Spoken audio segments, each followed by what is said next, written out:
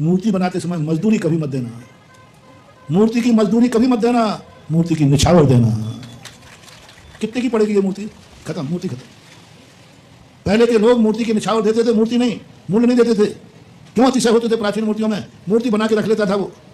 शेठ जी आते थे, बोले ये मूर्ति पसंद है, और अपनी अंटी में से निकालते थे थैली, ये भगवान। तब वो जाकर आंख खोलता था, एक आंख में मणि बनता है, वो आंख खोल देता था, सिर्फ निछावर। आंख खोलने की निछावर, मूर्ति की निछावर तो ली नहीं उसने। किसकी निछावर है?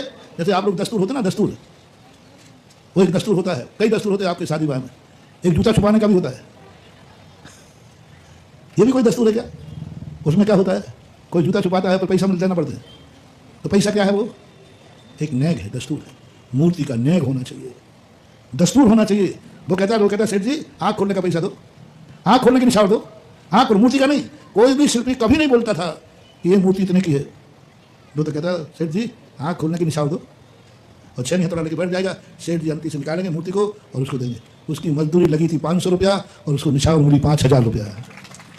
तो वो भी नहीं कहता था कि ये मुझे मूर्ति की मजदूरी मिली, वो कहता था आज सेठ जी ने मुझे आंख खोलने की निछावर दी। दोनों की भावना समझ लेना कितना अंतर है। आंख खोलने की निछावर और मूर्ति की मजदूरी, व्यापार हो गया, व्यापार हो गया। क्यों हुआ? मैंने मूर्ति वालों से पूछा, बोले महाराज जी एक बार 2 बार ऐसा हुआ कि जैसे उन्होंने कहा तो 500 की मजदूरी और 100 रुपया देकर चला गया। तो फिर घर में मीटिंग हुई, ऐसे तो हम भूखे मर जाएंगे। बोले भाई अब तो सीधा सीधा ठहराव करो, इतने की मूर्ति है, इतने में लेना हो तो लो, देना। व्यापार चालू हो गया, मूर्तियों का अतिशय खत्म हो गया। गोमतेज बाहुबली का अतिशय क्या था? यही था। मजदूरों को नहीं ठहराया था भाई तुम लोग कितनी मजदूरी लोगे, बेलदार का कितना, मिस्त्री का कितना, नहीं, तुम जितना पत्थर काटोगे बदले में उतना सोना मिलेगा। ये कोई मजदूरी है क्या? सोना मिलेगा। लोगों ने कहा ये क्या सोना देगा? नवी चंद महाराज थे, उन्होंने कहा कि बेटे ने ये घोषणा कर दी, महाराज जी इतना सोना है क्या? बोले महाराज जी नहीं है। हम आपको तो सब मालूम था। बोले महाराज जी नहीं है। तो फिर बेटे ने तो बोल दिया, क्या बात महानुभाव, धन्य है वो माँ, धन्य है वो बेटा, महाराज जी नहीं है घर में इतना सोना जितना बोल दिया, लेकिन मेरे बेटे पर विश्वास है, उसने मुंह से बोल दिया है तो वो देगा। देगा कहाँ से देगा ये बताओ पहले? है ही नहीं घर में, है ही नहीं घर में, तो देगा कहाँ? माँ बोल रही है, लेकिन माँ ने दूसरी आवाज क्या बोल दी? मेरा दूध है वो, मेरा बेटा है, मैंने 50 बार देख लिया, यदि उसने बोल दिया है तो वो देगा। देगा कहाँ दे? मैं नहीं जानता, मैं नहीं जानती, लेकिन देगा। और दिया, सुनो, दिया। एक दिन दिया, चमत्कार देखना। माँ की दृष्टि में भी तुम्हारा मुंह पक्का है कि उसने बोला है तो पक्का है। दिया, सोना दिया, सारे मजदूर घर सोना लेके पहुंचे। तो उन्होंने कहा, उसने मिस्त्री ने भी अपनी माँ से कहा, माँ आज बहुत बढ़िया सेठ मिला। बोले जितने पत्थर? बोले कौन? बोले चामुंडा है, उसने ऐसे ऐसा कहा है। माँ बोली बेटा एक वो बेटा है जो अपने भगवान के बदले सोना दे रहा है, वो अपनी माँ की इच्छा पूरी करने के लिए, और तू उस सोने को समेट के लेके आया?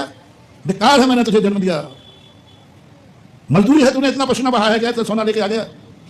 हर दिन तुझे एक मुहूर्त तुम्हारे सोने की थी, ये मजदूरी थी, आज भर के लाया, तूने उस धर्मात्मा का तिरस्कार किया है, बर्बाद हो जाएगा, उठाइए। और माँ साथ में लेकर मजदूरी को आई और चामुंडा से कहा, नहीं आप भी माँ के भक्त हैं तो मैं भी माँ बाप भक्त हूँ, मैं मजदूरी से ज्यादा नहीं लूंगा, मैं मजदूरी एक मुहर हमारी है ये मैं लूंगी। माँ कहती नहीं माँ, नहीं बेटा ये मेरा बेटा है, यदि इसने मजदूरी से ज्यादा ली तो आज से मैं इसकी माँ नहीं, मैं इसका बेटा नहीं। कैसी माता है? क्या तुम्हारी माँ तुम्हारे वचनों पर यह दावा कर सकती है कि मेरे बेटे ने बोल दिया है तो अब संदेह करने की जरूरत नहीं है, कुछ भी सोचने की जरूरत नहीं है, बोल दिया? नो। मंत्रा कैसे कहती है? क्या दशरथ जी यदि तुम्हारे बस में आ भी जाएंगे, पहली बात तो दशरथ मानने वाले नहीं है, सारी दुनिया पलट देंगे, वे नरक चले जाएंगे, अपयस कर लेंगे, सब कर लेंगे, लेकिन वे रामचंद्र जी को वनवास देने वाले नहीं है। क्या कहते हो? मंत्रा कहती है ये तेरी प्लानिंग सफल नहीं होगी, कोप भवन में पड़ी पड़ी सड़ जाएगी, पर राजा दशरथ मानने वाले नहीं। मंत्रा कहती है रे दासी, तू दासी ही रहेगी, मेरे पति पर मुझे विश्वास है, उन्होंने जो वचन दिया है वे मर जाएंगे लेकिन वचन पूरा करेंगे। मन क्या कहीं को अपने पति पर इतना विश्वास, वाणी पर, दुनिया की बात तो बाद में, क्या कहीं को अपने पति पर विश्वास, जो हर नारी कहती है इनका वचनों का कोई भरोसा नहीं, और क्या कहीं कहती मुझे भरोसा है, तब दूसरा पासा फेंकती है, चलो दशरथ जी मान जाएंगे, वे बड़े हैं, तो क्या दशरथ जी के कहने पर रामचंद्र जी यूं चले जाएंगे वनवास में? तब अब माता कह कहीं बोलती है, मंत्रा दशरथ जी के ऊपर तो फिर भी कुछ विकल्प कर सकती हूँ, लेकिन बेटा राम पर मत करना, बेटा राम पे मत करना। वो आकाश पाताल पलट सकता है, लेकिन वो अपने वचन से कभी मुकरने वाला नहीं। पिता ने कह दिया तो मर जाएगा, लेकिन पिता के वचनों को झूठा नहीं कर पाएगा। ये था राम के ऊपर विश्वास। क्या तुम्हारे घर में तुम्हारे वचनों पर परिवार के लोगों को विश्वास है? क्या ये वरदान तुम ले सकोगे अपने घर का? क्या ये वरदान ले सकोगे अपनी पत्नी का? क्या ये वरदान ले सकोगे अपनी माँ का? क्या ये वरदान ले सकोगे अपने भाई का? क्या ये वरदान ले सकोगे अपने बेटे का? क्या ये वरदान ले सकोगे अपने रिश्तेदार का? और कह दो, क्या ये वरदान ले सकोगे अपने गुरु का? क्या ये वरदान ले सकोगे भगवान का? उसने बोली ले ली है, उसकी शक्ति नहीं है। क्या समाज, क्या गुरु बोल रहे हैं, शक्ति है कि नहीं मुझे पता नहीं, लेकिन उसने बोला है तो सूरज पश्चिम से उग सकता है, लेकिन उसका वचन कभी झूठा नहीं जाएगा। क्या ये वरदान आपको धर्म क्षेत्र में है?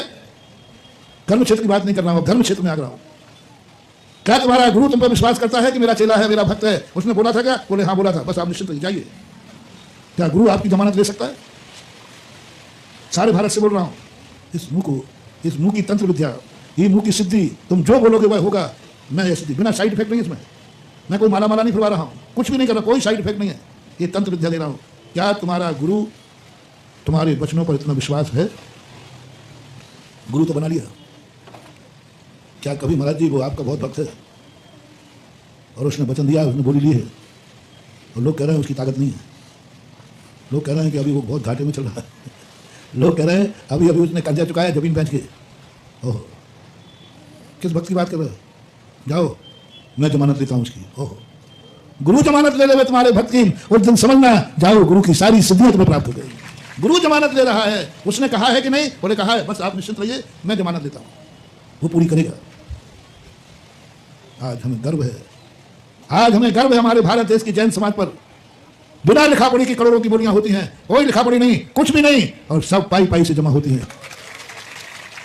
ये बताओ, कमेटी वाले बताएं, तुम्हारी उधारी ज्यादा डूबती है कि मंदिर की बोलियां ज्यादा डूबती हैं? आप लोग व्यापारी हो ना, उधारी लिया और तुम लिखते हो, तुम्हारी कब डूबती है? लिखते हो, अंगूठा लगवा लिया, गिरवी रखवा ली, तब भी बेटा। और हमारे धर्म क्षेत्र में देखो क्या लिखा पड़ी है। कल के दिन नहीं कहते नहीं बोली तो क्या कर लोगे तुम? अच्छा बताओ, जितनी बोलियां ली हैं फिर सब मुकर जाए तो कमेटी क्या करेगी? कुछ नहीं कर सकती। अदालत जाओगे तो क्या करना? ये वीडियो माने नहीं जाते वहां, साक्ष्य लाओ, कुछ नहीं। बोलो, करोड़ों करोड़ों की बोलियां मां जवान के बल पर आ रही कि नहीं? आ रही, सारी दुनिया जवान के बल पर चल रही है। सुबोधर क्षेत्र किसके बल पर बन रहा है? कौन की लिखा पड़ी है? ध्यान रखना, जिस दिन मेरे भक्त को कमेटी लिखा पढ़ी कराएगी, उसी दिन मैं उसे भक्त मानना छोड़ दूंगा।